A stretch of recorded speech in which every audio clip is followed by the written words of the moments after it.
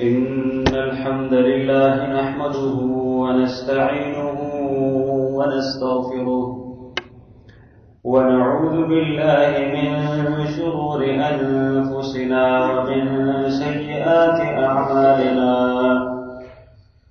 من يهده الله فلا مضل له ومن يضلل فلا هادي له وأشهد أن لا إله إلا الله وحده لا شريك له وأشهد أن محمدا عبده ورسوله أما بعد فأعوذ بالله من الشيطان الرجيم يا أيها الذين آمنوا اتقوا الله حق تقاته ولا تموتن إلا وأنتم مسلمون يا أيها الناس اتقوا ربكم الذي خلقكم من نفس واحدة وخلق منها زوجها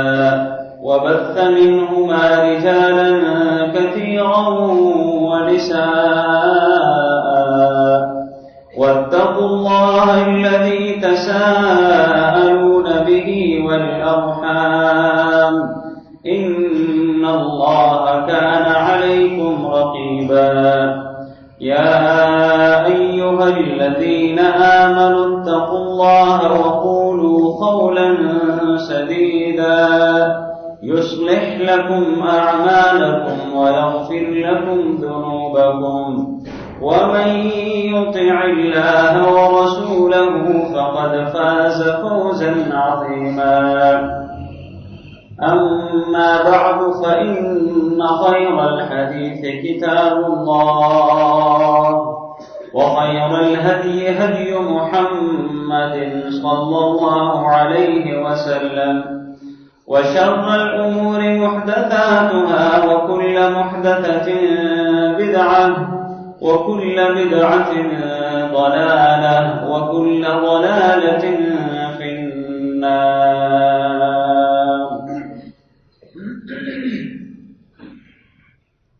محترم بزرگوں، دوستوں اور بھائیوں، عزت ماؤں بہنوں، ہم نے کبیرہ گناہوں کا سلسلہ شروع کیا تھا. گزشتہ خطبہ جمعۃ المبارک میں اللہ کے نبی صلی اللہ علیہ وسلم کی ایک ہی حدیث میں جو 7 گناہوں کا تذکرہ تھا وہ ختم ہو گئے تھے، جس میں شرک ہے، جادو تھا، ناحق قتل، سود کا کھانا، یتیم کا مال کھانا اور لڑائی اور معرکے کے دوران پیٹھ پھیر کر بھاگ جانا، اور آخر میں ایسی مومن اور مسلمان خاتون جسے کچھ پتہ نہ ہو اس پر تہمت لگانا. یہ 7 گناہ اللہ کے نبی صلی اللہ علیہ وسلم نے ایک ہی حدیث میں ذکر کیے ہیں. ہم آج اسی سلسلے کو آگے بڑھاتے ہیں. دیکھیے گا بھائیو، گناہ ہمارے بہت ہی زیادہ ہوتے جا رہے ہیں. کل سورج گرہن کی بنیادی وجہ یہ بنی آدم کے گناہ ہے. یہ ہم لوگوں کی غلطیاں اور خطائیں ہیں. رب العالمین ہمیں ایک تنبیہ دیتا ہے کہ بندو تم سدھر جاؤ، سیدھے ہو جاؤ. میں قادر مطلب ہوں، میں کچھ بھی کرنے پر قادر ہوں. یہ سورج یہ میری نشانیوں میں سے ایک نشانی ہے، اور اسی سورج کے آگے پردہ لے آنا اور اس کو بے نور بنانا جب میں یہ کر سکتا ہوں تو میں تمہارے گناہوں کی وجہ سے بھی پکڑ سکتا ہوں. لہذا ہمیں اس طرف بہت زیادہ توجہ کی ضرورت ہے کہ ہم خود کو دیکھیں، کسی کی طرف انگلی نہ اٹھائیں. جیسا کہ عام ہم لوگوں کی ایک عادت ہے، جب کبھی کسی ایسی بات کا تذکرہ ہوتا ہے، کسی ممبر سے کہیں واعظ و نصیحت ہوتی ہے، میں اکثر یہ بات کرتا ہوں، ہمارے ذہن میں اور لوگ آتے ہیں کہ بھئی یہ کام یہ تو فلاں کر رہا ہے، یہ تو فلاں کی عادت ہے، فلاں شخص ایسا ہے، فلاں ایسا ہے. اور شیطان ہمیں دوسرے لوگوں کے عیوب میں مشغول کر کے اپنا آپ بھلا دیتا ہے. اور اصل بنیادی وجہ یا بنیادی چیز وہ یہی ہے کہ ہم اپنے آپ کو دیکھیں، میں کہاں کھڑا ہوں. یہ مت سمجھیے گا کہ یہ تو اور لوگوں کے گناہ ہیں، یہ مت سمجھیے گا کہ یہ اور لوگ غلطیاں ان کی وجہ سے یہ سب کچھ ہو رہا ہے. میں بھی آدم ہی کے بیٹوں میں سے ایک بیٹا ہوں، میرے بھی گناہ بہت زیادہ ہیں، سیاہکاریاں بہت ہو چکی ہیں. جیسا کہ اللہ کے نبی صلی اللہ علیہ وسلم کی واضح روایت اس بات میں موجود ہے کہ یہ سورج اور یہ چاند اللہ تعالیٰ کی نشانیوں میں سے ایک نشانی ہے، اور اس کو گرہن لگ جانا کسی کے موت اور زندہ ہونے سے اس کا کوئی تعلق نہیں. دراصل یہ آدم کے بیٹوں کے گناہ ہیں. لہذا ہمیں اپنی طرف تھوڑی توجہ کرنے کی ضرورت ہے. ہم اپنے آپ کو دیکھیں، کوشش کریں جتنا ہم کر سکتے گناہوں سے ہم اپنے آپ کو بچا لیں. کئی دفعہ شیطان ہمیں یہ دھوکہ دیتا ہے کہ بھئی یہ تو صغیرہ گناہ ہے، اور یہ کر لینا، نماز ویسے بھی آپ نے باجماعت کو بھی پڑھنی ہے، نماز کے ساتھ یہ ختم ہو جانا. شیطان ہمیں دھوکہ دیتا ہے. یہ مت سمجھے گا کہ یہ صغائر ہیں، یہ چھوٹے چھوٹے گناہ ہیں. آپ کو پتا ہے کہ پہاڑ ریت کے ذرات جمع ہو کر ہی بنتے ہیں. ایک ایک ذرہ جمع ہو کر اس سے پہاڑ بن جاتے ہیں. اتنے بڑے بڑے پہاڑ کے عام طور پر عموماً انہی کی مثال بڑائی میں دی جاتی ہے، اور یہ ہوتا کس سے ہے؟ چھوٹے چھوٹے ذرات ہوتے ہیں، ریت ہی کے ذرات، مٹی کے ذرات، چھوٹے چھوٹے پتھر ایک ساتھ مل کر ایک بہت سارا پہاڑ بڑا سارا بن جاتا ہے. لہذا شیطان کے اس وسوسے میں نہیں آنا کہ یہ صغیرہ ہے. یہ مت سوچنا کہ یہ تو چھوٹا گناہ ہے اور نماز پڑھنے سے ختم ہو جانا ہے. ممکن ہے کہ اس گناہ کے بعد رب العالمین تجھے کسی بھی نیکی کی توفیق نہ دے. ممکن ہے کہ فوراً ہی موت آ جائے، اسی وقت اسی دوران. یہ شیطان کا بہت ایک بڑا جال ہے جس میں عموماً ہم مسلمان لوگ پھنس جاتے ہیں. لہذا ہمیں اس طرف توجہ کی بہت زیادہ ضرورت ہے. ہمارے آج کے خطبہ جمعۃ المبارک میں چند ایک اعمال کا ہم نے تذکرہ کرنا جو کہ کبیرہ گناہ ہیں. یہ بات یاد رکھیے، گواہی و قیامت کا دن انتہائی ہولناک دن ہے، انتہائی شدید اور سخت دن ہے، جس دن ہر شخص صرف اپنے بارے میں سوچ رہا ہوگا، میرا کیا بنے گا، میری کیا کیفیت ہوگی. رب نفسی کی صدائیں ہر طرف سے آ رہی ہوں گی. کسی کو کسی کی فکر نہیں ہوگی. یہ مت سمجھنا کہ یہ میری اولاد ہے، ان پر میں نے بڑا خرچہ کیا. یہ مت سمجھنا کہ ان کو میں نے اعلیٰ تعلیم دلوائی. یہ مت سمجھنا کہ میں نے ان کی شادیاں بیاہ کرائی اور ان کے لیے بہت ساری پراپرٹی چھوڑ کے جا رہا ہوں. کوئی کسی کے کام نہیں آنے والا. اس دن، قیامت کے دن، کچھ لوگ ایسے ہوں گے. صحیح مسلم میں یہ روایت موجود ہے، ابو ذر غفاری رضی اللہ تعالی عنہ اس حدیث کے راوی ہیں. وہ بیان کرتے ہیں کہ ثلاثۃ لا يكلمهم الله يوم القيامة ولا ينظر إليهم ولا يزكيهم ولهم عذاب أليم. اللہ کے نبی صلی اللہ علیہ وسلم نے فرمایا کہ 3 قسم کے لوگ ایسے ہیں کہ جن سے کل قیامت کے دن رب العالمین نہ تو بات کرے گا، نہ ان کی طرف رحمت کی نگاہ اور نظر سے دیکھے گا، نہ انہیں ان کے اس گناہ سے صاف کرے گا، وَلَهُمْ عَذَابٌ أَلِيمٌ، اور ان کے لیے دردناک عذاب ہے ان تینوں کے علاوہ۔ وہ دن کہ جس دن ہم اپنے رب کی رحمت کے بہت ہی زیادہ مستحق ہوں گے کہ رب العالمین ہمارے ساتھ کسی نہ کسی طریقے سے رحمت کا معاملہ کر دے، رب العالمین کسی نہ کسی طریقے سے ہمیں معاف کر دے۔ ہم شاید کہ آج دنیا میں بہت سارے ہمارے مسلمان بھائی اس امید پر ہوتے ہیں کہ رب العالمین بہت غفور الرحیم ہے، غفور الرحیم ضرور ہے، لیکن ساتھ جبار اور قہار بھی ہے، یہ بات یاد رکھیے گا۔ ایک طرف تصویر کا ایک رخ کبھی مت دیکھیے گا، دونوں طرف لازمی ہے کہ ہم سوچیں۔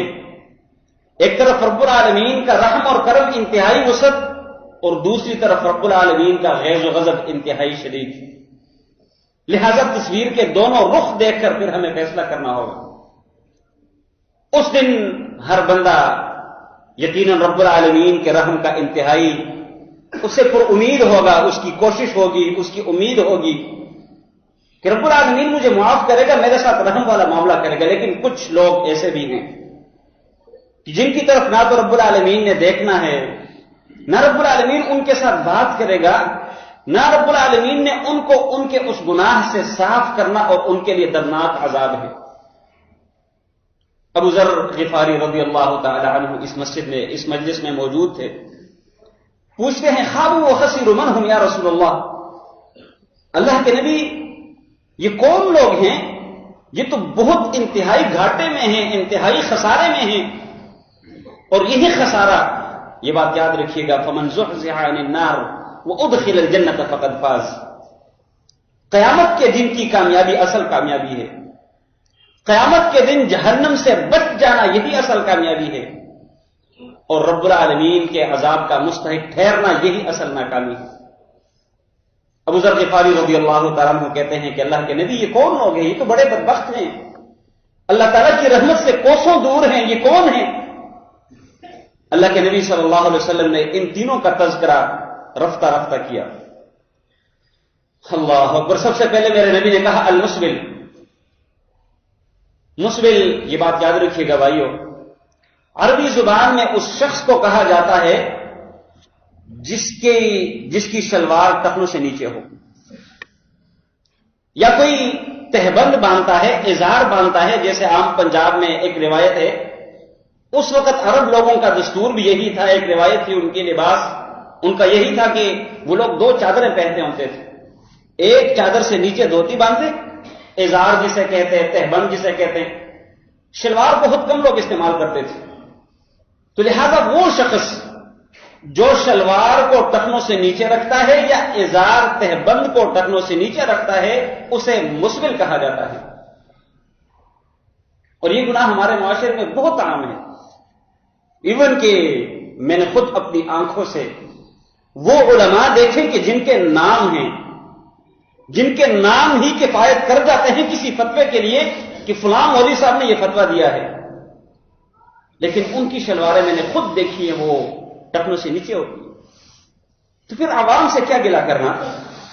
عوام کی پھر کیا کیفیت ہوگی جب ہم علماء کی یہ کیفیت ہے؟ اور پھر یہ بات یاد رکھیے گا، میرے خیال کے مطابق دو چار گناہ مزید اور ہیں کہ جن کے بارے میں اس قدر چار شدید وعیدیں سنائی گئی، دو چار گناہ اس کے ساتھ اور ہیں، کوئی اس قدر شدید وعید سخت اللہ تعالیٰ کی طرف سے الفاظ یا اللہ کے نبی صلی اللہ علیہ وسلم کی طرف سے نہیں بیان کیے گئے۔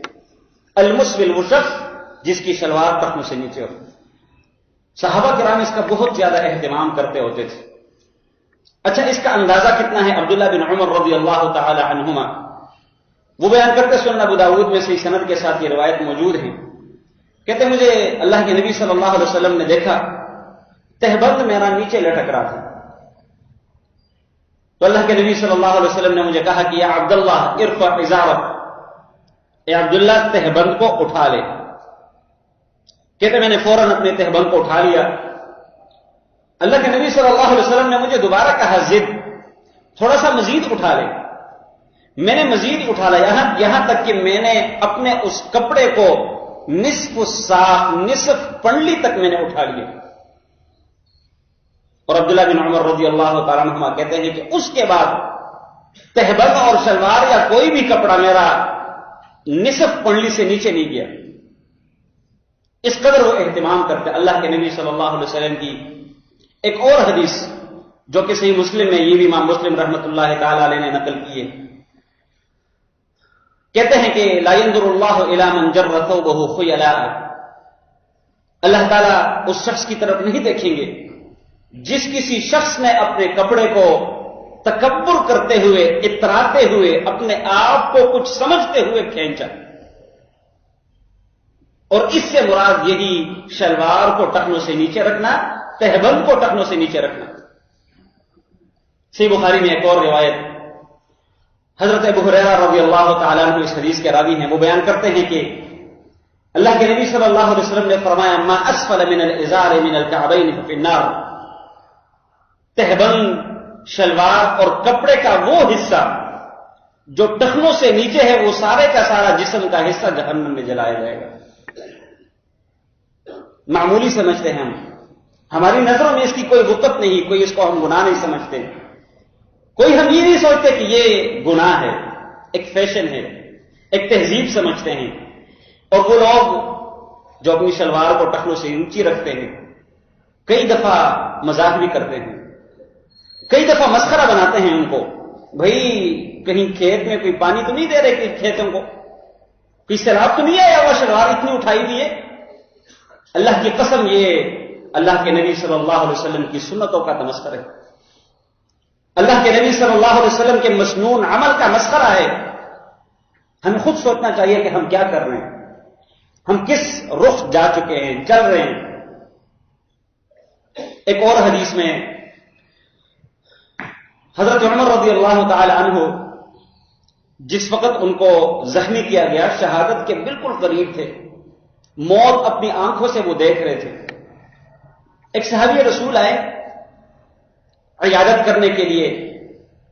امیر المؤمنین عمر بن الخطاب اپنے بستر پر پڑے ہوئے ہیں، طبیب اور ڈاکٹر حضرات جواب دے چکے ہیں.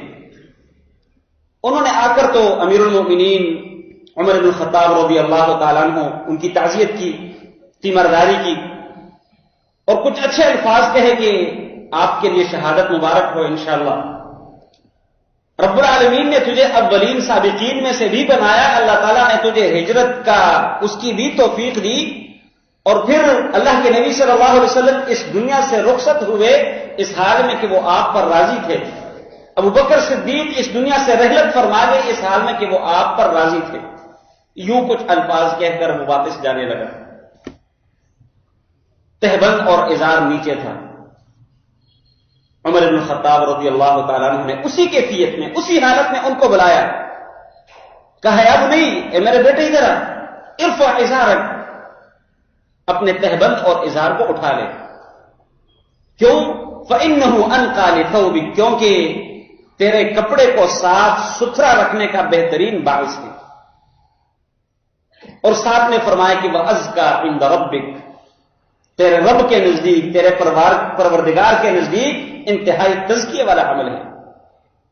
لہذا اس بات کا خیال رکھنا. اب خود اندازہ لگائیے گا عمر بن الخطاب رضی اللہ تعالیٰ عنہ کتنے عظیم انسان تھے، امیر المؤمنین ہیں، بستر مرگ پر پڑے ہوئے ہیں، موت آنکھوں سے دیکھ رہے لیکن پھر بھی اپنے چھوٹوں کی اصلاح کر رہے ہیں. اور اس کی اہمیت کا بھی آپ لوگ اندازہ لگا رہے کہ اگر اس میں کوئی گنجائش ہوتی، اگر اس میں کوئی چھوٹ ہوتی تو پھر لازماً دی جاتی، لیکن ان حالات میں بھی ان لوگوں نے اس بات کا خیال رکھا.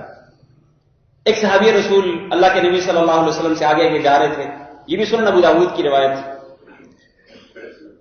ان کا بھی تہبند نیچے تھا. اللہ کے نبی صلی اللہ علیہ وسلم پیچھے سے بھاگے، بھاگ کر ان کو ان کے کپڑے سے پکڑا اور اس کو کہا کہ ارفع ازارک، اپنے تہبند ازار کو اوپر کر لے، اٹھا لے. اس صحابی رسول نے کہا کہ انہوں نے اپنی ٹانگوں سے کپڑا اٹھایا اور کہا کہ اللہ کے نبی میری ٹانگیں تھوڑی ٹیڑھی ہیں، اس وجہ سے میں اپنی ٹانگوں کو چھپاتا ہوں، بری لگتی ہے. اللہ کے نبی صلی اللہ علیہ وسلم نے اس کو کہا کہ ہر وہ چیز جسے رب العالمین نے بنایا، جیسے بنایا وہ اچھا ہے، جس کو جیسے پیدا کیا وہ بہترین ہے، وہ خوبصورت ہے. کل ما خلق اللہ فهو حسن. جو کوئی چیز رب العالمین نے جیسی پیدا کی، جیسے بنائی وہ اچھی ہے، بہتر ہے. اور پھر صحابی رسول کہتے ہیں کہ اس صحابی رسول نے اللہ کے نبی صلی اللہ علیہ وسلم کی اس وصیت پر عمل کیا اور مرتے دم تک کبھی ان کا ازار، ان کا کپڑا نیچے نہیں دیکھا گیا. یہ کوالٹی اپنے اندر پیدا کریں. یہی ہم سے مطلوب ہے. وَاعْبُدْ رَبَّكَ حَتَّى يَأْتِيَكَ الْيَقِينُ. قرآن میں رب العالمین نے اپنے نبی سے یہی حکم کہا، یہی دیا کہ تو اپنے پروردگار کی مرتے دم تک عبادت کرنا. جب تک تجھے موت نہیں آتی عبادت کو چھوڑنا نہیں. وَاعْبُدْ رَبَّكَ حَتَّى يَأْتِيَكَ الْيَقِينُ. کوئی بھی عمل ہو مرتے دم تک کرنا ہے. اور اس کا ایک آسان حل، انتہائی آسان، میں آپ کو بتا دیتا ہوں. اچھا لگے تو لے لینا. امید کرتا ہوں کہ ایک بہترین حل ہے، اور وہ یہ ہے کہ جب آپ ٹیلر کے پاس جائیں، درزی کے پاس جائیں، کپڑے سلوانے لگے تو اگر آپ کی شلوار جہاں آپ باندھتے ہیں وہاں سے لے کر ٹخنے تک اگر وہ 34 انچ ہے مثال کے طور پر، تو آپ 34 مت سلوائیے گا، 32 سلوائیے گا، 31 سلوائیے گا. آپ بیٹھے ہوں گے، لیٹے ہوں گے، جو تمہاری کیفیت ہوگی، نہ تو آپ کو اپنی شلوار کو فولڈ کرنے کی ضرورت ہوگی، نہ لیٹے ہوئے آپ کو یہ خدشہ ہوگا کہ کہیں میری شلوار ٹخنوں سے نیچے نہ چلی جائے، نہ بیٹھے ہوئے، نہ دوڑتے ہوئے، نہ بھاگتے ہوئے، نہ اپنا کام کرتے ہوئے. کوئی مسئلہ نہیں ہوگا. 34 کے بجائے 33، 32، 31 سلوائیے گا. ایک بہترین اور ایسا حل کہ کبھی شلوار پھر نیچے نہیں جائے. کوشش بھی کریں گے پھر بھی نہیں جانا. یہاں کچھ لوگ ایک وسوسہ، ایک اعتراض، ایک بات پیش کرتے ہیں کہ دراصل شلوار کو ٹخنوں سے نیچے رکھنا تب حرام ہے اور تب یہ کبیرہ گناہ ہے جب تکبر کی وجہ سے ہو. جب تکبر کی وجہ سے ہو. سنن ابو داؤد، سنن ابن ماجہ، سنن نسائی میں یہ روایت موجود ہے. اللہ کے نبی صلی اللہ علیہ وسلم کے بالکل واضح الفاظ کہ وَإِيَّاكَ وَإِسْبَالَ الْإِزَارِ، تو اپنے آپ کو شلوار یا ازار کو نیچے لٹکانے سے بچا لے. فَإِنَّهُ مِنَ الْمَخِيلَةِ، کیونکہ یہ تکبر کی نشانی ہے. یعنی شلوار اور ازار تہبند کو ٹخنوں سے نیچے لٹکانا ہی تکبر ہے. اسی کو تکبر گردانا گیا ہے، اسی کو تکبر شمار کیا گیا ہے. تکبر کی ایک نشانی ہے. ابو بکر صدیق رضی اللہ تعالی عنہ وارضاہ، ان کا ایک واقعہ کچھ لوگ سامنے رکھتے ہیں کہ دیکھیے گا ابو بکر صدیق رضی اللہ تعالی عنہ کو بھی تو اللہ کے نبی صلی اللہ علیہ وسلم نے کہا تھا نا، یعنی جس وقت اللہ کے نبی نے کہا کہ بھئی اپنے تہبند شلوار کو اونچا رکھا کریں، تو بکر صدیق رضی اللہ تعالیٰ عنہ نے عذر پیش کیا کہ اللہ کے نبی پیٹ تھوڑا سا ان کا بڑا تھا اور تہبند باندھتے ہوئے وہ نیچے ڈھلک جاتا کپڑا. تو کہتے ہیں کہ اللہ کے نبی کئی دفعہ توجہ نہیں ہوتی، لہذا وہ کپڑا نیچے چلا جاتا ہے. اللہ کے نبی صلی اللہ علیہ وسلم نے ابو بکر صدیق رضی اللہ تعالیٰ عنہ سے کہا کہ انت لست منہم یفعلہ خیلا، اے ابو بکر آپ ان لوگوں میں سے نہیں ہیں جو تکبراً اپنے کپڑے کو نیچے لٹکاتے ہیں. تو اس واقعے کو لے کر ایک یہ اپنے لیے رستہ نکالتے ہیں کہ دیکھیے گا اللہ کے نبی صلی اللہ علیہ وسلم نے ابو بکر صدیق رضی اللہ تعالیٰ عنہ کو کہا کہ آپ ان میں سے نہیں ہیں. میں کوئی تبصرہ نہیں کرتا سوائے ایک بات کے، ذرا غور سے سنیے گا. میں اپنے آپ سے پوچھوں، اپنے گریبان میں تھوڑا جھانکوں، دیکھوں، سوچوں اپنے بارے میں کہ آج میرے نبی ہوتے تو کیا مجھے ابو بکر صدیق کے درجے پر فائز کرتے؟ وہ تو ابو بکر تھے، وہ تو بڑے عظیم تھے، ان کو تو اللہ کے نبی صلی اللہ علیہ وسلم بہت اچھی طرح جانتے تھے، ان کی زندگی ان کے ساتھ گزری تھی. میری کیا کیفیت ہے، میرا عمل کیا ہے، میرا ایمان کس درجے اور کس لیول میں ہے، میں کیوں کر اپنے آپ کو ابو بکر صدیق کے درجے پر پہنچانے کی کوشش کرتا ہوں. ایک سوچنے کی بات ہے. یہی سوچ کر پھر اس کے بعد اپنا تبصرہ خود ہی اپنے ساتھ کر لیجئے گا اور خود ہی کو اپنا جواب دے دیجئے گا کہ کیا میرے لیے ابو بکر صدیق رضی اللہ تعالی عنہ کے اس واقعے سے دلیل پکڑنا درست اور جائز ہے؟ اگر تمہیں اپنے ضمیر کو مطمئن کر سکا تو شاید ہی کل قیامت کے دن اپنے رب کو بھی کر پاؤں گا. لیکن اگر میں خود کو نامطمئن کر سکا تو پھر یہ بات یاد رکھیے گا کہ رب العالمین کو بھی نہ کر سکوں گا. لہذا اس عمل کو خوب اچھی طرح یاد کیجیے گا, خوب اچھی طرح آج سے ارادہ کیجیے گا کہ آج تک جو ہوا سو ہوا, لیکن آج کے بعد جو بھی میں نے کپڑے سلوانے ہیں اگر ہم کوشش کریں, تقویٰ اختیار کریں. مت سوچیے گا دنیا کو, مت سوچیے گا کہ معاشرے میں یہ فیشن ہی نہیں ہے اور لوگ گھور کر دیکھیں گے, عجیب نظروں سے دیکھیں گے, دیکھتے رہیں. میں نے اپنے رب کی خاطر زندگی گزارنی ہے. اور یہ بات یاد رکھیے گا, میرے نبی صلی اللہ علیہ وسلم نے فرمایا کہ جو کوئی شخص اپنے رب کو راضی کرنے کی سوچ لیتا ہے اور لوگ بے شک ناراض ہوتے ہیں تو یہ دل لوگوں کے رب العالمین کے ہاتھ میں ہے. یہ صرفها کیف یشاء, جس طرف چاہتا ہے پھیر دیتا ہے. اگر میں نے اپنے رب کو راضی کرنے کی کوشش کی تو رب العالمین اس بات پر قادر ہے کہ رب العالمین لوگوں کو بھی مجھ سے راضی کر دے گا.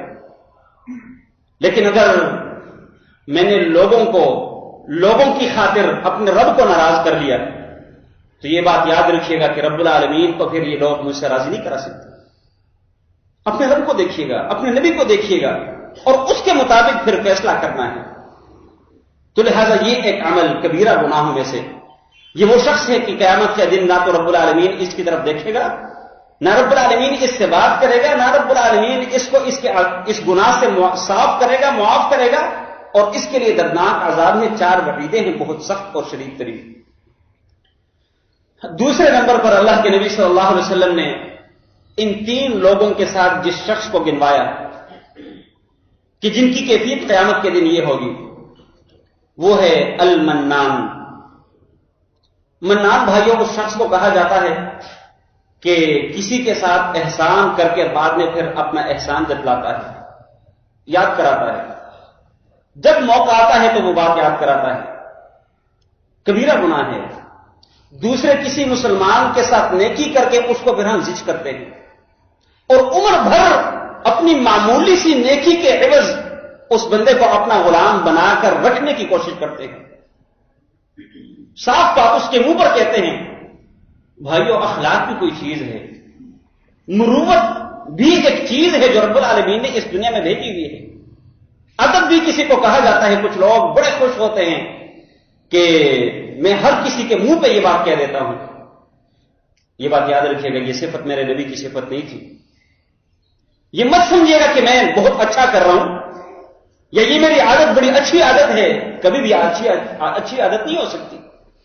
اگر اچھی ہوتی تو میرے نبی میں ہوتی. لہذا اس بات سے اپنے آپ کو بچائیے گا. جب بھی اردو کا ایک مقولہ ہے, نیکی کر دریا میں ڈال.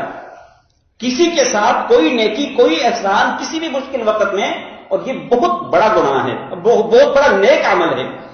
یعنی کسی مسلمان کے ساتھ تعاون کرنا کسی بھی طریقے سے بہت عظیم عمل ہے. لیکن ہم ایک چھوٹی سی بات کہہ کر اپنے اس عظیم عمل کو تباہ و برباد کر کے رکھ دیتے ہیں. ایک طرف ہمیں نیکی ملنی تھی, شاید کہ رب العالمین کے ہاں میری یہ ایک نیکی قیامت کے دن کامیابی کا سبب بن جاتی, لیکن میں ایک چھوٹی سی بات اپنی زبان کو جنبش دیتا ہوں, حرکت دیتا ہوں, ایک لفظ نکال کر تو اس سب کے اوپر پانی پھیر دیتا ہوں. اللہ کے نبی صلی اللہ علیہ وسلم نے فرمایا, سلسلۃ الاحادیث صحیحہ میں امام البانی رحمۃ اللہ تعالی علیہ نے یہ حدیث نقل کی ہے. کہتے اللہ کے نبی صلی اللہ علیہ وسلم نے فرمایا کہ ایک طرف مسجد نبوی میں 1 مہینے کا اعتکاف اور دوسری طرف کسی مسلمان بھائی کی خاطر اس کے ساتھ تھوڑا سا تعاون کرنا, اس کے کام کے لیے جانا. یہ دونوں عمل ہیں. ایک طرف مسجد نبوی میں اللہ کے نبی کا 1 مہینہ پورا اعتکاف کرنا, اللہ کے نبی ہیں, مسجد نبوی ہے, 1 مہینہ اعتکاف کرنا ہے, اور دوسری طرف اپنے کسی مسلمان بھائی کے ساتھ تھوڑا سا تعاون کرنا ہے, جس میں ممکن ہے گھنٹہ بھی لگ جائے, اور کئی کام ایسے بھی ممکن ہے کہ صرف ایک فون 2-4 روپیہ لگیں گے, 2-4 منٹ لگیں گے. بیٹھے بیٹھے آپ نے کسی کو فون کر دیا, بھائی جان یہ ہمارا بھائی ہے, اس کا کام کر دینا. آپ کی بات چلتی ہے, کر لے ضرور. سفارش ایک اچھا عمل ہے, ایک نیکی والا عمل ہے. اللہ کے نبی صلی اللہ علیہ وسلم نے فرمایا کہ اشفعوا تؤجروا, اپنے مسلمان بھائیوں کی خاطر سفارش کر لیا کرو اور اجر پاؤ. تو اللہ کے نبی صلی اللہ علیہ وسلم نے فرمایا کہ مجھے زیادہ پسند ہے، مجھے زیادہ محبوب ہے کہ میں اپنے مسلمان بھائی کے ساتھ تھوڑا سا چلا جاؤں اور اس کی حاجت میں اس کا کام پورا کر دوں، بنسبت اس کے کہ مجھے 1 مہینہ مسجد نبوی میں اعتکاف کرنا پڑے۔ بہت معمولی سا عمل ہے، انتہائی معمولی سا عمل، لیکن اجر اس کا بہت زیادہ ہے۔ لہذا تھوڑی سی اپنی زبان کو حرکت میں لا کر اپنے ان نیک اعمال کو ضائع مت کیجیے گا۔ شاید کہ ہم یہ سمجھتے ہیں کہ دنیا میں اپنے آپ کو اس کے اوپر تھوڑا فوقیت دیتا ہوں، اس کو اپنا غلام بنا کر رکھتا ہوں کہ یہ بندہ میرے سامنے بولے نا، میں جو مرضی کرتا رہوں، اور کئی دفعہ یہ انسانی فطرت ہے۔ اگر کسی نے کوئی نیکی کی ہوتی ہے، کسی مشکل وقت میں وہ کام آیا ہوتا ہے، تو پھر اس کے غلط کام کے ساتھ بھی وہ سر ہلاتا ہے۔ اس کو نظر آ رہا ہوتا ہے کہ یہ بندہ غلط کر رہا ہے، لیکن چونکہ وہ احسان نہیں ہوتا اس کا، اس نے نیکی کی ہوتی ہے، لہذا اس چیز سے اپنے آپ کو بچائیے گا۔ تیسرے نمبر پر اس حدیث میں اللہ کے نبی صلی اللہ علیہ وسلم نے جس کبیرہ گناہ کا تذکرہ کیا کہ قیامت کے دن ان لوگوں کو نہ تو رب العالمین دیکھے گا، نہ ان سے بات کرے گا، نہ ان کو ان کے گناہ سے معاف کرے گا، اور ان کے لیے دردناک عذاب ہے۔ اللہ اکبر۔ والمنفق سلعته بالحلف الكاذب، وہ تاجر، وہ دکاندار، وہ بزنس مین جو جھوٹی قسم کھا کر اپنے سودے کو بیچتا ہے، جھوٹی قسم کھا کر۔ ایک گھاٹا ہے، وہ سودا کرنے لگا، اس نے کوئی ریٹ بتا دیا، آپ آگے سے جھوٹی قسمیں کھاتے ہیں۔ اللہ کی قسم، ابھی آپ سے 5 منٹ پہلے ایک بندہ آیا اور وہ مجھے اتنی قیمت دے رہا تھا، لیکن میں نے نہیں دی۔ ہمارے معاشرے میں کیا یہ چیز نہیں ہے؟ اس خطبہ جمعۃ المبارک میں اکثریت میرے تاجر برادری کی ہے، اکثر دکاندار بھائی ہیں، وہ لوگ جو بازاروں میں رہنے والے اور بازاروں کے ساتھ ان کا ایک لنک اور تعلق ہے۔ ہر شخص اپنے گریبان میں دیکھے، کسی کے اوپر انگلی مت اٹھائیے گا، یہ مت سوچیے گا کہ یہ تو وہ فلاں جو دکاندار ہے نا وہ ایسے کر رہا ہے، یہ تو فلاں کی عادت ہے۔ خود کو دیکھے کہ اگر میرے اندر یہ عادت ہے تو میں خدا را اپنے آپ کو اس عادت سے صاف کروں، قبل اس سے کہ میری آنکھیں بند ہو جائیں، قبل اس سے کہ مجھے موت آئے اور پھر اسی حالت میں قیامت کے دن رب العالمین نہ تو میری طرف دیکھے۔ میں نے نمازیں بھی پڑھی ہوں گی، میں نے صدقات اور خیرات بھی بہت زیادہ دیے ہوں گے، میں نے حج اور عمرے بھی بہت زیادہ کیے ہوں گے، میں نے دعوت و جہاد کا کام بھی بہت کیا ہوگا، لیکن کیا فائدہ جب اس دن رب العالمین مجھ سے ناراض ہو، اس دن رب العالمین میرے ساتھ رحم والا معاملہ نہ کرے، اس دن میرا اور رب العالمین کے درمیان ایک جدائی ہو، اور جدائی بھی اس حد کی کہ جیسے کہ میرے نبی نے بتایا ہوا ہے۔ تو پھر کیا فائدہ کہ 2-4 روپے کی خاطر، 2-4 دن کو اچھا گزارنے کی خاطر ہم جھوٹ بول کر قسمیں کھاتے اور اپنے سودوں کو بیچتے ہیں۔ لہذا اللہ تعالیٰ سے ہم دعا بھی کرتے ہیں کہ رب العالمین ہمیں توفیق دے، ہم ان گناہوں سے اپنے آپ کو بچا لیں۔ رب العالمین سے ہم یہ سوال کرتے ہیں کہ رب العالمین ہم بڑے کمزور ہیں، ہم ناتواں ہیں، شیطان ہمارے مقابل، ہمارا دشمن بڑا قوت والا ہے، یا اللہ ہمیں اس کا مقابلہ کرنے کی توفیق دے، اور تیری توفیق کے بغیر ہم کچھ بھی نہیں کر پائیں گے۔ وقول قولی هذا واستغفر الله لي ولكم ولسائر المسلمين واستغفروه انه هو الغفور الرحيم۔